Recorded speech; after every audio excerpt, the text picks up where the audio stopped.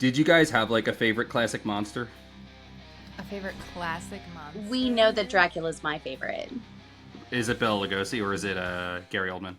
It's Christopher Lee. Christopher Lee. I mean, he's a man of few words. I mean, I like Frankenstein, played by Boris Karloff. Mm-hmm. Mm-hmm. Okay. I don't know if I have a favorite. Adrian didn't take the bait. Okay. I didn't. I'm not taking your bait anymore. I'm not doing CA, that. So CA, there's a Dracula 3000. Do you think they'll ever make a Frankenstein 3000? Hell yeah. Let's go. Yeah, like where he's in space and fighting Ice Cube and stuff, I would be so here for that. So serious. Right? I mean, it was so great when Dracula did it, and Ice Cube beat him by flying the spaceship. Well, he flies the spaceship into the sun, because that's how you kill Dracula in space, I'm like a huge Ice Cube fan. Unironically. Me too. I'm dead ass. Like, I He's love great. Ice Cube. Yeah. He's It's a a great good dramatic day. actor. Didn't I have agree. to use your AK. I mean, he was in War of the Worlds. That was really good. It's probably my favorite version of that story, Mm-hmm. Ghosts of Where, Mars. like he's sitting in an office like all alone, and like the aliens are eating data or whatever. It's great. So good. All right. Kayfabe aside, we're actually this is part of I really want to do like episodes about each of the classic monster archetypes. Frankenstein monster, the Wolfman, the Mummy, all that stuff, because there's different dimensions and different ways to talk about them. And we figured that there's no better place to start than with the Wolfman. But we're not here to talk about Lon Chaney Jr. We're not here to talk about Benicio del Toro. We're not here to talk about Chris Abbott. We're here to talk about the other Wolfman. Well, the other Wolfman. None other than Paul Naschy. Bodybuilder, circus strongman, writer, director, actor, werewolf. Producer! He did all the things. He checked all the boxes. Checked all the boxes. Paul Naschy is, of course, he's Spanish, and grew up watching I guess, Adrian, would it be accurate to say the fallout of the Spanish Civil War? I mean, he lived through the Spanish Civil War, so yes, but he fell in love with cinema because of Frankenstein versus the Wolfman. You're right. Yeah, he begged his mom to go in to see it, and she wouldn't let him. And then, he finally went in there by himself and begged the guy because he was too young to see it, and he won and got to go see it, and it changed his life. It's just like with Paul Naschy, it's important to think about the world he grew up in. He describes the town square where he saw people shot by the army, and the bullet holes remained for years afterwards. There was a river he would go swimming in, and there were he called it the forest of skeletons, because there were people that the army had tied weights around their neck and pushed them in and just left them to drown. As someone living in a country falling to fascism, I can't imagine growing up in it. No, seriously, that's traumatic. It was horrifying. He thought his father was dead for years. True. Because he was on, the list. And then he randomly was like, oh my God, that's my dad. And then his dad came and stayed with them again. But it was, horrific. The things that man went through. And then he still, maintained this amazing sense of humor and sarcasm that everyone comments on. He was beautiful. I mean, I feel like I can relate to that. Holding on to your humor amidst living through traumatic experiences is a valid coping mechanism, This is why all three of us are the way we are. Here, I found it. So this is his uncle Angel, I think, telling him this. So he said, he told me a lot of things. For instance, that his father had been executed by Franco's troops. He also told me about a ship which used to berth at the dockside in Santander. Many of those sentenced to summary execution by local people's tribunals would be weighted down with great stones tied around their necks and thrown overboard. It was, in his own words, a filthy trick. Later he told me that when Santander had fallen to Franco's forces, a couple of divers went down at the spot and were horrified to discover a forest of cadavers rising from the depths, many of them still floating in the murky waters on the end of their ropes. According to Roque, one of the divers went out of his mind. This is the world he lived in. Well, and he thought his father drowned in that True. river. Yeah. It was a big thing. It's pretty horrifying, isn't it? Like, it's insane. He talks also about like how like when they saw the Nazis, like the stark like nastiness of it appealed to him because he liked the gothic aesthetic that he lived in. There's that famous church, Adrian, what's it called? The cathedral with the guy ringing the bell? The robot? I cannot remember. Are you talking about a cathedral in Spain or in Germany? It's in Spain. It's Barcelona. In Spain. It's Yeah, one of the most phenomenal Art Nouveau Gothic artists. Huh.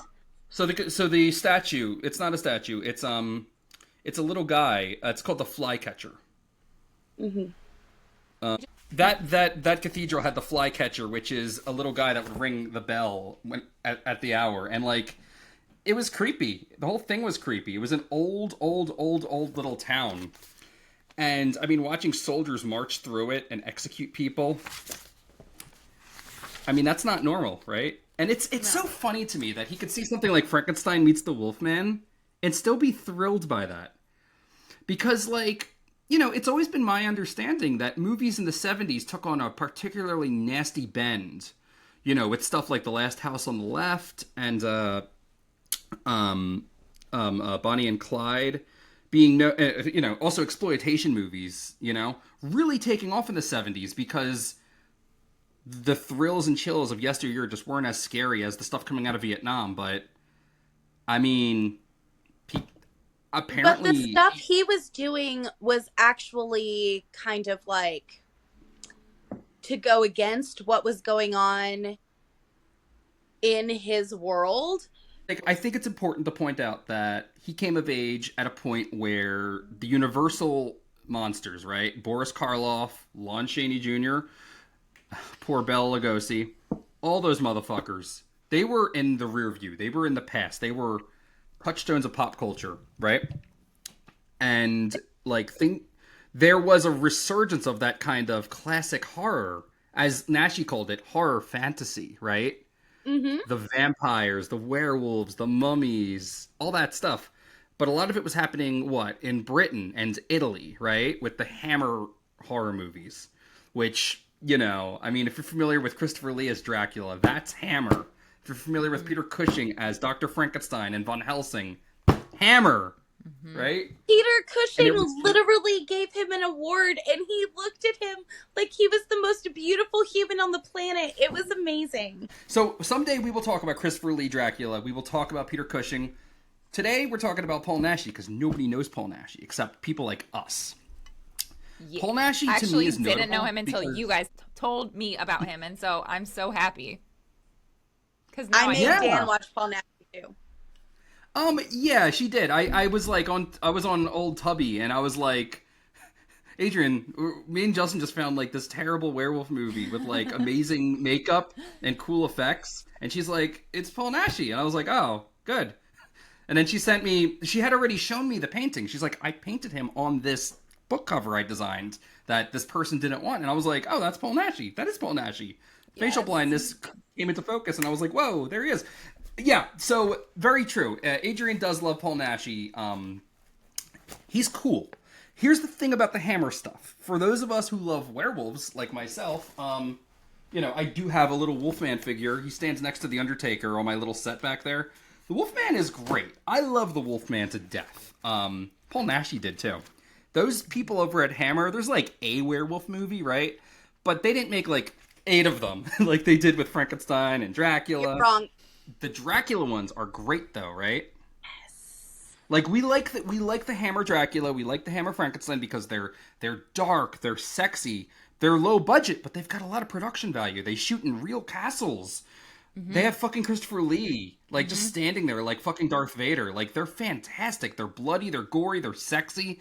So, you know, for a lot of people, that is the true Dracula. You know, when Christopher Lee died, that day I did not watch The Lord of the Rings like everyone else was doing. I watched Dracula Has Risen from the Grave, And The Howling 2, your sister is a werewolf because, you know, to me that's Christopher Lee. I mean, he's giving a billion. Yeah. Yeah. So like, It's you know, on my like wall. there's elements of like giallo, there's elements of classic Universal style gothic horror, and there's whatever was going on in the 50s, 60s, and 70s too, because that's when they were made. Now, the Lon Chaney Jr. movies, Lon Chaney Jr. werewolf movies, probably don't have that aspect, right? They probably, right, they're, right, you can look at the Frankenstein movies and be like, holy fuck, that was like legit. Like, right? You can look at any one of the, oh, well, almost any one of the Dracula movies and be like, that might be my favorite Dracula. So Hammer didn't really have that. They got Lon Chaney Jr. when he was older, probably not in his prime, and, you know, he's fighting Billy the Kid. I mean, I'm here for that, but, you know, it's not your top shelf material. No. Right. They had the So- rubber bats that you love, though. Yeah, no, I do love rubber bats. There's a strong tradition of Dracula movies having bad rubber bats, you know. So yeah, do you like bad rubber bats in Dracula movies? Oh yeah, it's not a true Dracula movie without it. Come on. Yeah, I know. The 90s Dracula really dropped the ball in the rubber bats department, you know. Well, It was- the it was- it was really 1979 the missing Nosferatu element. did. What'd you say, Adrian? The 1979 Nosferatu also did because they had real bats instead of rubber ones. I know, it's fucking garbage. Like Klaus Kinski, go fuck I mean, yourself. like you can Stop. have some I mean, real plus- bats, but like, give us some rubber bats too, somewhere, please. Like, for I real. agree. CA, you so right. You so right. It's like, why are you wasting my time with these real bats and these great, like, groundbreaking effects? Like, go fuck yourself. Fucking Coppola and fucking Werner Herzog. Like, what a bunch It's of hacks. seriously, that and Youth Without Youth are my two favorite Coppola movies ever made. Actually, yeah, Coppola, like you there know. is something. I know we're being silly and joking right now, but like there is like a commentary to be made here about like low production budget, like low budget horror Yep. films are like they're just they exist in their own like world, and there's really nothing like them, and like it's almost like you can't even compare like higher budget horror and like more modern horror like to this era Yeah. of film, because it was so, I don't know, like formative, special, set apart. Like there was just something about it that it has this like je ne sais quoi, you know? It's because they were It's also, like- experimental. They were experimental. Like, I think about the stupid It movies they made, right? $100 million or something with the state of the art, like, clown effect or whatever, you know? And it's like, yeah, you look at something like, you know, like the Wolfman, like the original Wolfman, or even like 70s Dracula. And like, yeah, like when he stabs that girl, he's stabbing a bag of blood that explodes. And, you Oh know my what I God. mean? Like, that's I know. amazing. I know. Like, me. I think you can So, like, we were feel- watching, you really can like energetically feel that at the time, like a lot of these movies were cutting edge, or, you know, like you said, experimental, and, you know, trying to create effects of, you know, electric shock or effects of like blood and guts and stuff. And it's like, because you could feel that they were really like pushing the bounds, like it has this like grit to it that is just endearing. Yeah. Yeah, grit and also, realism. Realism, Yeah. you know? Go ahead, Adrian. It's like Aid? when you're a child and you're playing pretend, kind of, Mhm, but like you mhm. get really lost in it. I don't know if you guys ever did that as a child, but like you make up stories and all of these things. The rubber bat is no longer a rubber bat. Like it's the Right. suspension of belief, and Mhm. it awakens something in your imagination, like that childish sense of wonder Mm. Yeah. that like very few things capture like that. I actually agree. think that's And, like, a big you know- part of it is the imagination piece, because it forces the viewer, we have to suspend reality a little bit to buy in, right? And when that Right, happens, right. we're now in relationship with the story, less so than with the visual. You know what I mean? Like the visual effects, like we're just like, we suspend our reality to be like, oh yeah, that's blood, even though it's clearly corn syrup. You know what I mean? Like, but we're just like, we're like in it with them, and there's a sincerity to it that draws the viewer in a way that you're connecting really with the like story of what's going on. So there's a comic book artist and writer that I love. His name is Walter Simonson. He designed the character you may have seen. I'll flash him up here. His name's Beta Ray Bill. He's a Thor character. He's an alien, and his face looks like a horse skull, right? And the concept of Beta Ray Bill is that he's this noble alien warrior who beats Thor's ass and takes Mjolnir from him and starts beating him with it, and then finds that he has the power of Thor because he was worthy. Story is like, what the fuck are you talking about? And Walter was like, you can do whatever you want. You can do whatever you want. You love this story, this ridiculous story, because I kept a straight face when I wrote it. It's sincere. So, like, yeah, like, playing into what CA was saying, when you're watching, like, the original Dracula from the 30s with Bela Lugosi, and you see, like, the Spirit Halloween spider skitter by, it's clearly a puppet, a terrible puppet. And there's, like, you know, the rubber bats and stuff. But then Bela Lugosi walks up and goes, welcome to my home. And he's horrifying. It's like, oh, God. Mm-hmm. Or, you know, Christopher Lee Dracula comes through the window and stares at the girl with those I'm gonna murder you eyes. You're right. It's told with a straight face. And, you know, there's a verisimilitude that comes with inviting the viewer in, you know? But at the same time, yeah, I mean, I think at the same time, it's nice when these things don't look completely real because they are constructions. It's a movie. It's art, you know? Mm-hmm. And, like, look, I mean, like, there are different ways to do this. There's the wonderful American Werewolf in London, which has probably the most horrific and real-looking werewolf transformation to this day. You know what I mean?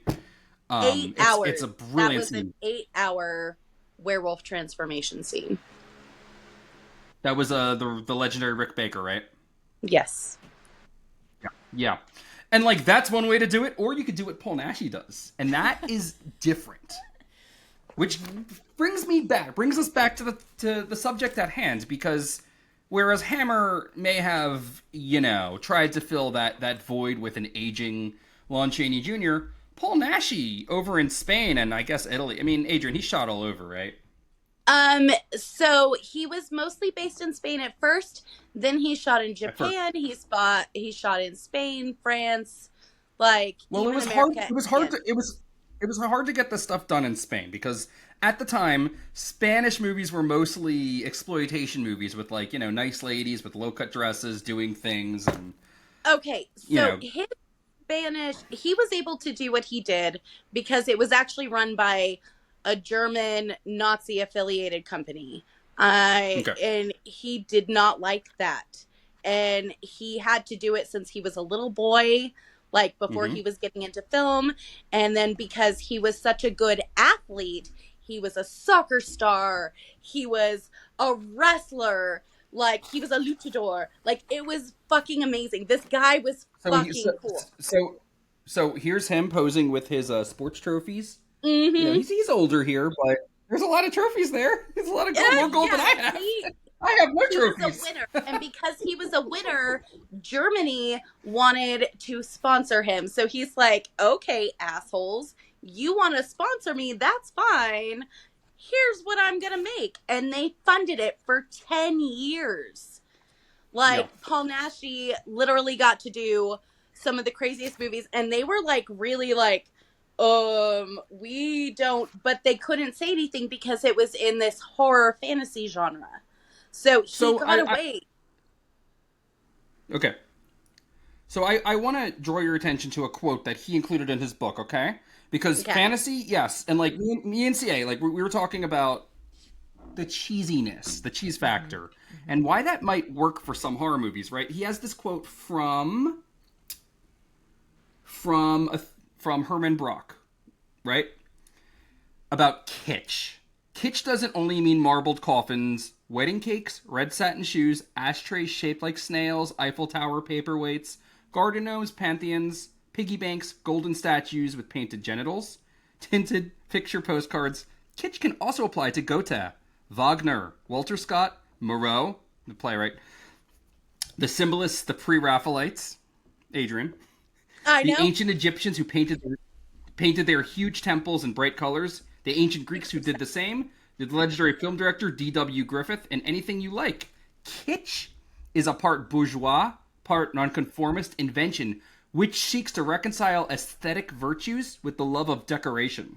The great cathedrals were originally multicolored. Could they be considered kitsch? But this tendency also combines Puritanism with sex. In short, not to put too fine a point on it, the merging of heaven and hell. And to put a finer point on it, right? Low art with the gildings of higher art aspirations, you know? A comic book with really good writing, you know? Or a werewolf movie with pretty good direction. And decent writing. And really good effects. He was also Go the ahead. guy. They would be like, you have to make this movie in 26 days. And he'd be like, I Well. can make 2 movies in 48 days. Like, and he would do it. Like, he literally was like, I'm the dude. I got this. I'm going to make the movies. He says that, you know, my movies may be kitsch. I accept that in the sense of a guilty pleasure. I see myself as a gothic expressionist. To quote K. Edgeschmid, this is Paul Naschy. The expressionist artist does not look, he sees. He does not tell, he lives. He does not reproduce, he recreates. He does not find, he seeks. In other words, the expressionist artist takes things that already exist and repurposes them for his own needs, you know?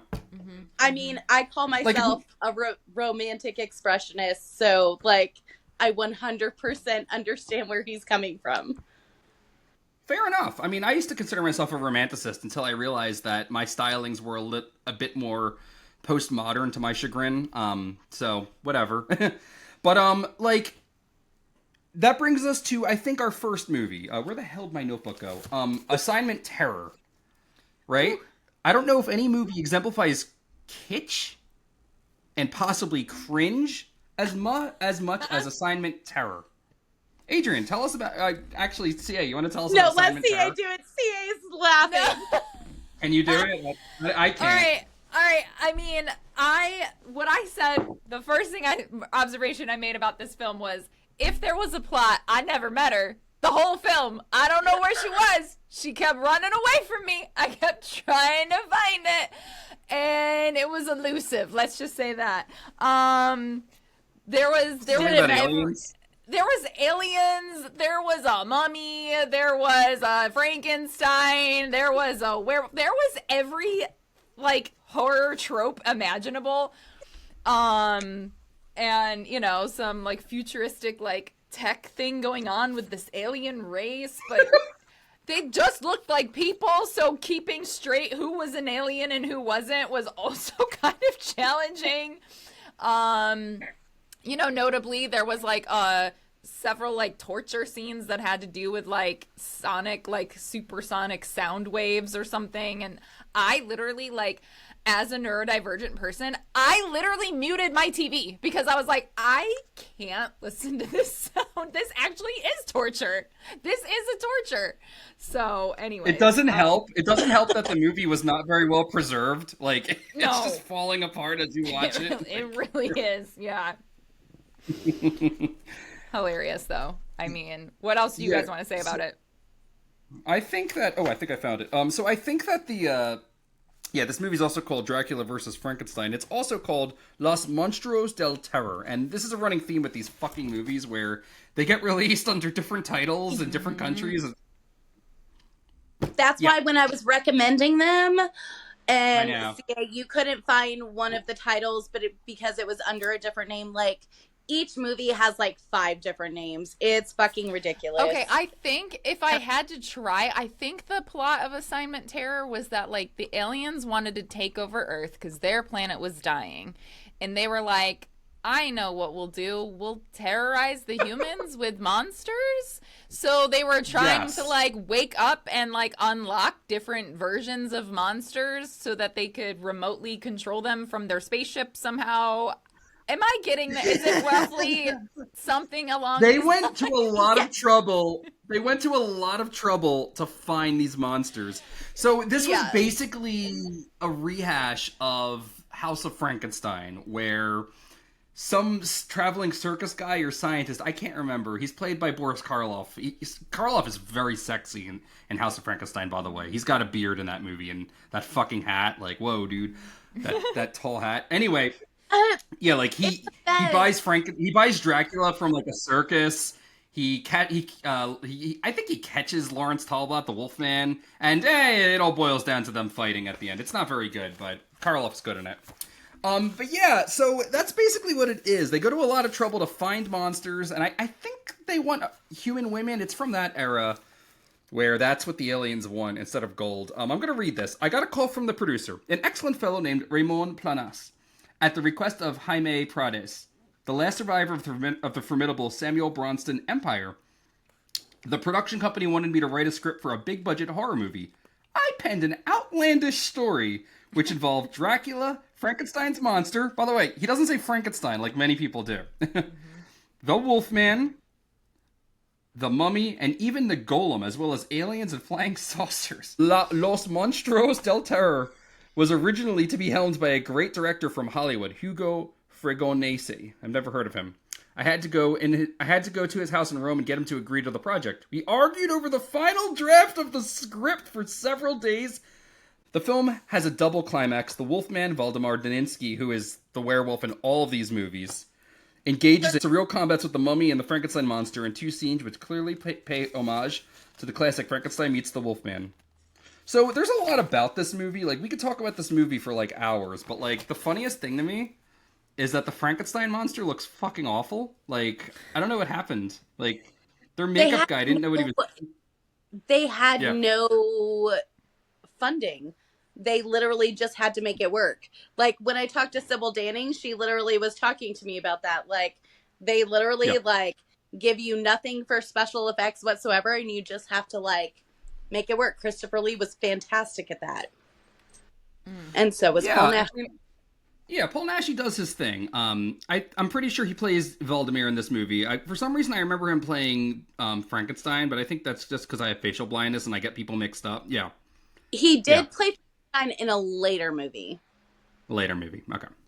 Yes. Okay, fair enough. I would like to mention, however, that, you know, his first movie was so low budget that Waldemar Daninsky, his werewolf character, his teeth... By the way, the first werewolf to have actual fangs sticking out of the mouth like that, Paul Naschy. And they were made out of potatoes because the budget was so fucking low. Oh my god, I love him so much. He was like... Kind of a genius solution, though. Yeah, kind of a genius solution. I'm not gonna lie. Yeah, I didn't realize they were potatoes when I watched it. We didn't watch it for this, obviously. I watched it a long time ago. I think it's like The Mark of the Wolfman or something. But, I mean, that's probably the name of one of his. Dude, they changed the name so much, I cannot keep track.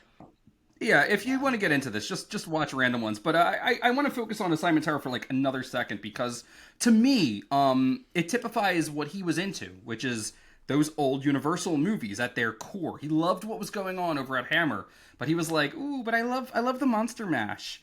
So he made one that he figured the 70s would have been cool with the 70s. Also, he had kind of childish, that's the wrong word. He had kitschy taste, you know? So, of course, there were aliens in his version. He had an overactive imagination. He had a great imagination. But it you was can't magic. Have it yeah, overactive is what you say when you want someone to stop being, you know, imaginative. Yeah, CA, would you recommend Los Monstruos de Terror or whatever the fuck the Spanish title is? Would you recommend Assignment Terror? Not to the general public, no. Nope. This is a very niche, very niche film for a very, very small audience that could handle it and appreciate it. Okay, I'll flash up a clip here. You're not wrong.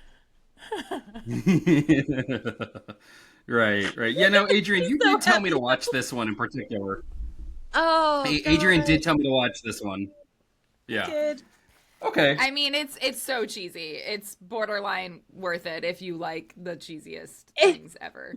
And when you find out Which- what inspired him to even make films, which was when he like begged his mom, and then he had to fight with the freaking usher to like go into the like Frankenstein versus Wolfman. Of course, he wanted a monster mash. Like that was his Yeah. dream, Yeah. right? And if he was gonna do, because he didn't know he was gonna be a famous filmmaker, if he got one chance ever, dude, he's gonna do the monster mash.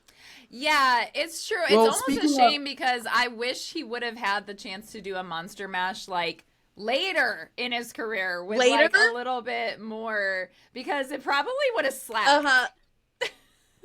It would have slapped so hard. Yeah, when he could have gotten a little. It's like he just gets better. Yeah. Yeah, exactly. Yeah, and I mean, yeah. So as we wrap up our first episode here, I just want to show his picture that he drew back in '44 as a child after watching the movie. I mean, there's Frankenstein fighting the Wolfman, And he brought it to life. I mean, that movie for himself. Yeah. he brought it to life. That movie was the Avengers back then. It was a huge fucking deal, you know? The Wolfman had appeared in, well, one movie, and Frankenstein had appeared in several, and these were things that people thought about, and it was a pop cultural touchstone. And they crossed them over in a movie. It's crazy. Mm-hmm. It's like literally, he had to fight to get to even make movies.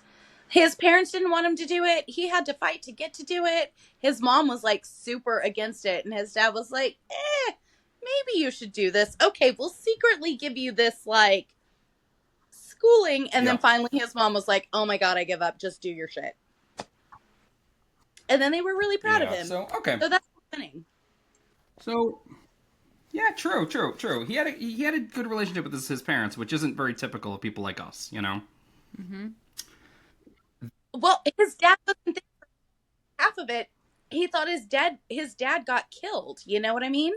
And then his dad shows back up, and his mom was like super rigid because, of course, there's a fucking war, and she just wants her kids to survive at that point. You know what I mean? Like, it's weird. Absolutely. The whole thing is crazy. Well, with that said, I think that's a good place to stop with the first episode. We have 4 more movies to talk about. Paul Naschy is a big fucking deal. And if you consider yourself a connoisseur of monsters and horror movies and things like this, you should really be watching these. They're on Tubi, they're on Fawsome, whatever. Mm-hmm. There's Check your free... literally over 10 movies on Tubi for free right now. They're dubbed, which is not great. There's like 2 on Shudder that are in the original Spanish. Finding them in the original Spanish is really hard. You can look some up on YouTube and watch them for free, but the ones on Tubi right now are kind of like slapping, as CA would say. Like, it's really good. It's stuff you don't really get to see. This guy did over 100 movies. The Yeti and the Werewolf, The Hunchback of the Morgue, which is not a werewolf movie, but it's on our list anyway because it's cool. It's my favorite. Mm-hmm. It's my favorite. It's cool. It's a cool movie. Wait, what was that? So, that's episode 1 of Paul Naschy. We will be back next week talking about Dr. Jekyll and the Wolfman, and, or the Wolfman and Dr. Jekyll, whatever the hell they call it. And, I guess the return of the Wolfman, and probably the Yeti and the Werewolf, and the Hunchback movie. So, yeah, we didn't do our intro because we're frauds, but this is Demon Toast, the podcast for Gothic and horrific literature.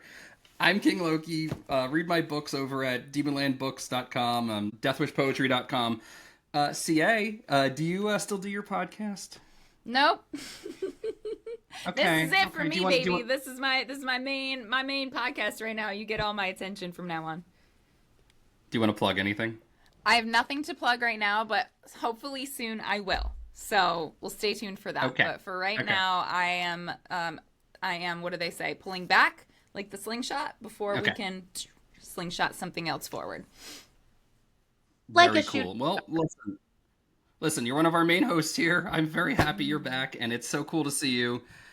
Follow CA on Instagram. What's your Instagram? Venom Stellium? It's below. It's pinned down below. Follow me for all of my weird personality, because I don't have a niche. I'm a person, not a niche. CA's reels on Instagram are great. I love seeing them. They always they always make my day a little brighter. Thank you. Adrian is of course yes. Adrian, of course, is the chairperson and founder of the Horror Film Art Society. Adrian, you want to talk about that? No, it's fine. Okay. Every month they pick a horror movie and solicit art. If you're an artist and you like to paint monsters, do follow Adrian at her thing down below. Links to the Horror Film Art Society are below, and also her Instagram page. And they do showcase the art that is sent in digitally usually. So with a physical location. So if you want to be part of that, check it out. And other than that, come back next week and make art, write poetry, love your demons, Ave Satanas.